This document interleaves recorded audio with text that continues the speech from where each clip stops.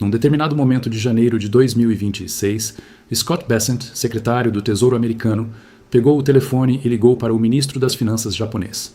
Essa ligação foi noticiada, mas o que ela revela raramente é analisado com a profundidade que merece. O secretário do Tesouro dos Estados Unidos não liga para o ministro das Finanças de outro país porque está curioso sobre como as coisas estão indo.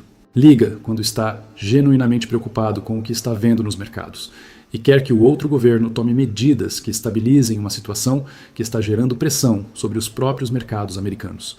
Ao mesmo tempo, o Federal Reserve Bank de Nova York, numa ação ainda mais rara, entrou em contato com traders de câmbio para verificar o custo de intervenção no mercado de iene. E isso foi reportado pelo New York Times e pelo Wall Street Journal.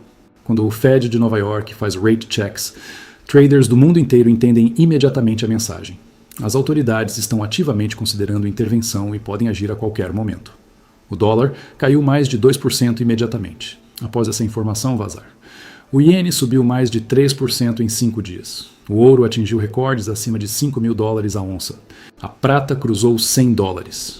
O que estava acontecendo no Japão que fez o Tesouro americano e o Fed de Nova York agirem desta forma simultaneamente? E por que quase ninguém percebeu que o que estava acontecendo em Tóquio tinha potencial de destruir a economia dos Estados Unidos de formas que nenhum problema americano doméstico havia conseguido criar nos últimos anos?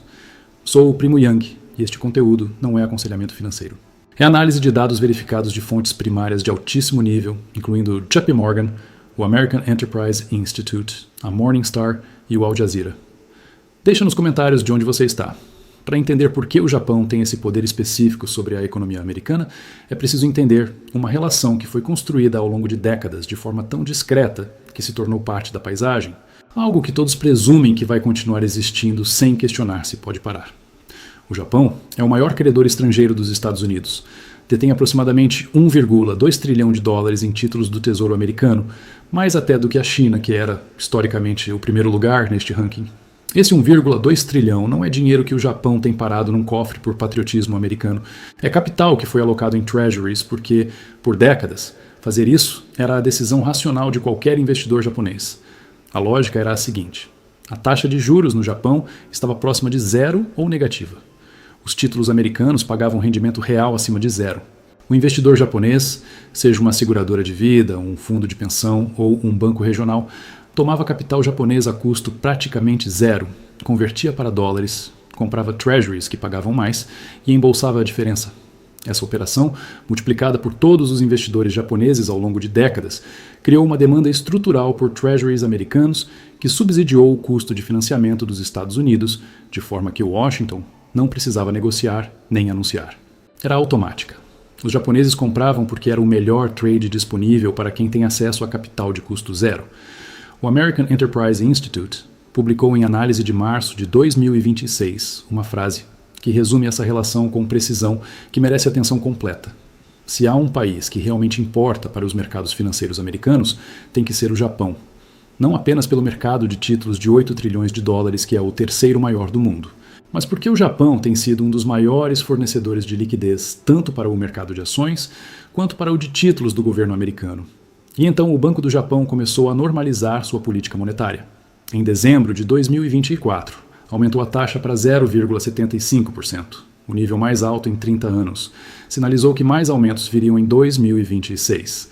E o yield do título japonês de 10 anos subiu 100 pontos base ao longo de 2025, chegando a 2,2%. 2,2% pode parecer baixo, mas o que importa não é o nível absoluto. É o que esse nível faz com a matemática que estava mantendo o dinheiro japonês nos treasuries americanos, com o yield japonês de 10 anos em 2,2% e o yield americano de 10 anos em torno de 4,2% a 4,4%.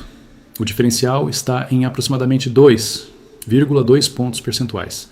Quando você desconta o custo de hedge cambial que uma seguradora de vida japonesa precisa fazer para proteger seus passivos em iene de uma posição em dólar, o retorno líquido dos treasuries americanos se torna muito menos atrativo do que parecia antes. A análise publicada identificou o diferencial atual em 2,12 pontos percentuais. Cada fração que esse diferencial se estreita reduz o incentivo de qualquer investidor japonês para manter capital em treasuries, em vez de repatriar para JGBs domésticos, que agora pagam mais do que pagavam há 10 anos sem o risco cambial. A Morningstar calculou em análise de janeiro de 2026 o impacto de longo prazo no orçamento japonês se os JGBs continuarem sendo refinanciados a taxas maiores. O custo do serviço da dívida pode subir de 9% do total de gastos do governo para 20% a 25% ao longo dos próximos 9 anos. Isso transformaria o Japão de um país com problema de dívida gerenciável para um país cuja capacidade de manter gastos sociais, de defesa e de infraestrutura fica progressivamente comprometida pelo crescimento do custo dos juros. Mas esse é o problema japonês. O problema americano é diferente e mais imediato. Se o Japão começa a repatriar capital dos treasuries para aplicar em JGBs domésticos que agora pagam mais, o que acontece com a demanda por treasuries americanos num momento em que os Estados Unidos precisam financiar déficits de 2 trilhões de dólares por ano? A resposta direta é que os yields americanos sobem, não porque o Fed decidiu subir, porque o mercado exige yield maior para absorver o supply de treasuries que o governo americano está emitindo, com menos compradores japoneses do outro lado. E yields americanos mais altos, sem decisão do Fed, são um fenômeno que os economistas chamam de aperto financeiro não intencional. O mercado faz o trabalho de apertar as condições financeiras de uma forma que o Banco Central não pode controlar com as ferramentas convencionais. O yield do título americano de 30 anos se aproximou de 4,92% em janeiro de 2026, próximo de máximas pré-crise de 2008. O Wright Research identificou que a transmissão de yields japoneses para americanos foi imediata e documentada. O yield de 10 anos americano subiu quase 6 pontos base no dia seguinte ao crash dos JGBs. 6 pontos base em um dia pode parecer pequeno. Em números absolutos, sobre uma dívida de 38 trilhões de dólares que precisa ser constantemente refinanciada, cada ponto base de aumento no custo de refinanciamento significa bilhões adicionais por ano em custo de juros para o governo americano. E o JP Morgan identificou em análise publicada em janeiro de 2026 que os dois países estão agora em trajetórias opostas, que criam tensão específica. O Banco do Japão está subindo juros numa fase atrasada de 3 anos, enquanto o Fed tem viés de redução. O estreitamento do diferencial que resulta dessas trajetórias opostas é um mecanismo de mercado que está tornando os treasuries americanos progressivamente menos atrativos para o capital japonês. O CEO da Dever Group, Nigel Green, foi o mais direto de todos os analistas no diagnóstico do que o evento de janeiro de 2026 representa estruturalmente. Disse que o Japão foi o amortecedor financeiro do mundo por uma geração e que esse papel abruptamente acabou. E que a reprecificação da dívida japonesa é um evento sistêmico, não uma história local. Amortecedor financeiro global por uma geração. Esse papel existia de uma forma muito específica, que vale detalhar porque é o que conecta a crise japonesa diretamente à estabilidade da economia americana. Durante décadas de taxas próximas de zero no Japão, sempre que havia estresse global nos mercados financeiros, investidores ao redor do mundo repatriavam capital para o iene e compravam JGBs como refúgio de estabilidade. A taxa zero garantida pelo Banco do Japão tornava os JGBs um porto seguro previsível. E o volume de capital que fluía para o Japão em momentos de estresse global amortecia o impacto desses eventos nos mercados americanos e europeus. Quando o amortecedor não existe mais, os episódios de estresse global chegam com impacto maior nos mercados americanos. O capital que antes ia para JGBs precisa ir para algum lugar. E num ambiente de incerteza sobre a própria estabilidade japonesa, esse capital pode ir para ouro, pode ir para outros ativos de refúgio, que não os treasuries americanos. O American Enterprise Institute disse em análise de março de 2026 que mesmo que o Japão não repatrie capital diretamente, os seus problemas de bonds podem atrair atenção indesejada para as finanças públicas insustentáveis dos Estados Unidos e para os esforços implacáveis de Trump de minar a independência do Federal Reserve.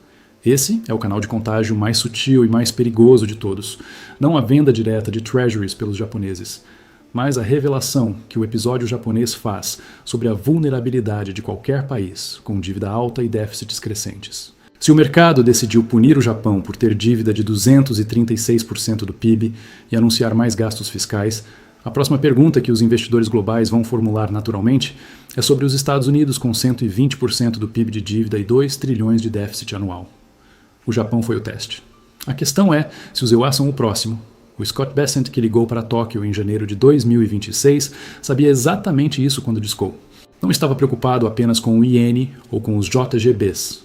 Estava preocupado com o que o comportamento do mercado japonês poderia desencadear na percepção global sobre a sustentabilidade fiscal americana num momento em que os treasuries precisam ser absorvidos em volume crescente. A ligação foi um sinal de que Washington percebeu o risco.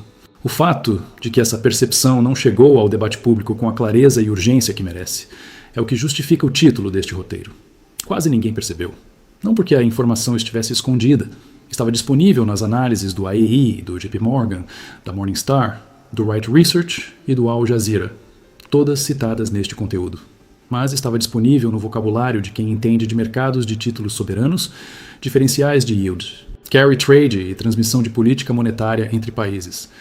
Um vocabulário que existe na fronteira entre análise macroeconômica e análise de mercados, onde poucos jornalistas e ainda menos noticiários gerais transitam com conforto suficiente para traduzir para a linguagem do cotidiano.